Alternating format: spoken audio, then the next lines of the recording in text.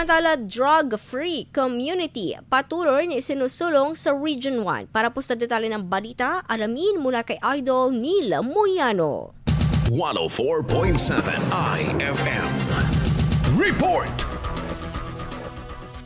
Ibay ng Philippine Drug Enforcement Agency Regional Office 1 at Department of Health Treatment and Rehabilitation Center La Union ang kanilang ugnayan sa pamamagitan ng isang Memorandum of Agreement o MOA signing ceremony na isinagawa sa Camp Diego Silang, Carlatana. Nakatuon ng kasunduan sa pagpapalakas ng kampanya sa drug awareness at pagpapatibay ng koordinasyon ng dalawang ahensya sa pagtugon sa mga isyong may kinalaman sa ilegal na droga sa rehiyon. Ayunin din ito na mapalawak ang pagbibigay ng mas epesyenteng interbensyon para sa mga nangangailangan ng gamutan at rehabilitasyon, pati na rin ang mas accessible na serbisyong pangkalusugan. Sa kabuuan, inaasang makatutulong ang naturang inisyatiba sa pagsusulong ng isang drug-free na komunidad sa Region 1. Samantala, patuloy ang PDEA sa pagpapatupad ng mga programa at hakbang upang higit pang paigtingin ang kampanya kontra ilegal na droga sa buong rehiyon. Kasama mo mula rito sa FM News Tagupan, ito si Idol Limero, Tadak IFM.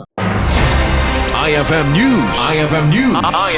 IFM News.